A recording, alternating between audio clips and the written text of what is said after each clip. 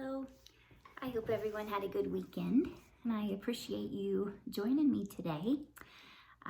One thing that I try to do at the beginning of each new year is take a few weeks to go through my house and try to get rid of some clutter, get rid of some things that have accumulated around here. With 4 kids and my husband and I, we can accumulate quite a bit of stuff. So this past week, I have been working on and off in our basement.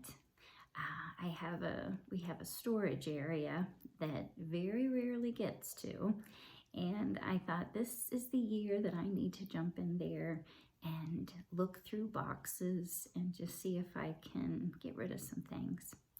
So, of course, what I was hoping would be a quick process turned out to be a lengthy process because I kept coming across things that just mementos from the past that I've saved and that I needed to read or look through before I made any decisions about getting rid of anything. And so one thing that I came across was a box, and it was from when I was in college, and there were just lots and lots of letters and cards from my parents.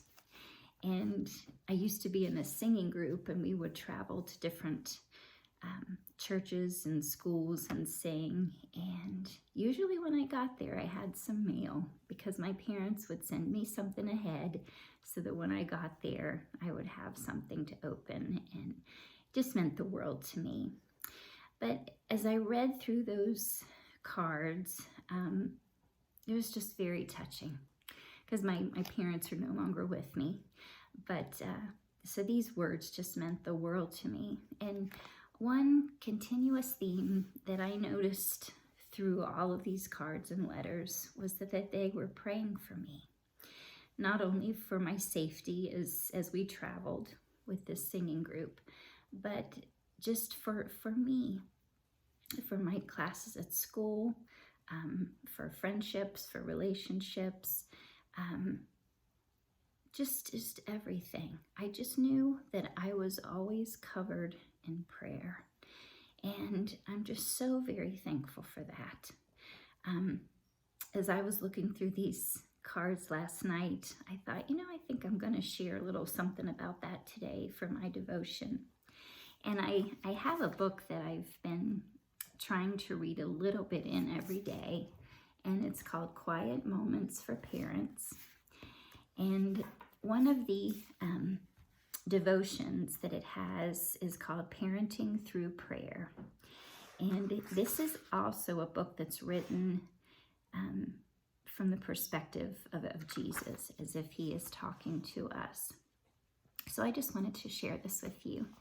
The verse that it focuses on is Colossians chapter 1, verse 3.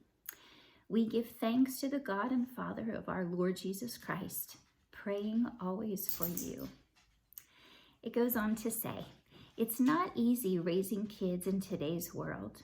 Many of the godly values that you want to encourage in your children are constantly being attacked by others who are going the opposite direction. You worry that even your best efforts will fail and that your children will turn their backs on their values that you hold dear. I know you're tempted sometimes to give up, but don't. Your concern and care are not in vain. There's only so much that you can do, even though you try your best. But I am capable of doing much more than you ever could, and I am here to help. I also understand your children even better than you do, and I know how to best handle their problems. I want to work with you to shape your children into the godly people you and I both want them to become. Commit your children to me in prayer. Through prayer, you can be the better parent that you want to be. Through prayer, you can help protect your children from harm and unwholesome influences. Through prayer, you can find my solutions to their problems. And through your prayers, I can do what you can't do. Set aside time each day to pray for your children. Each time you're faced with a troublesome issue, ask me for the answer.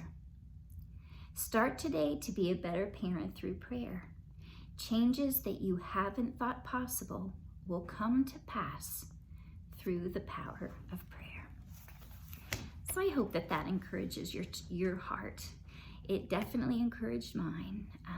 I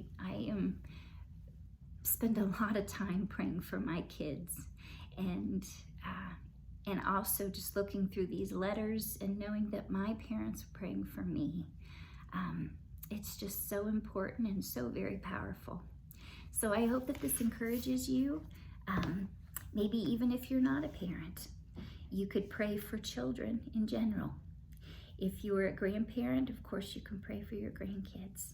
And I'm sure that many of you do that already, but this is just a little reminder. So I hope that you have a wonderful day, and never forget the power of prayer. Bye-bye.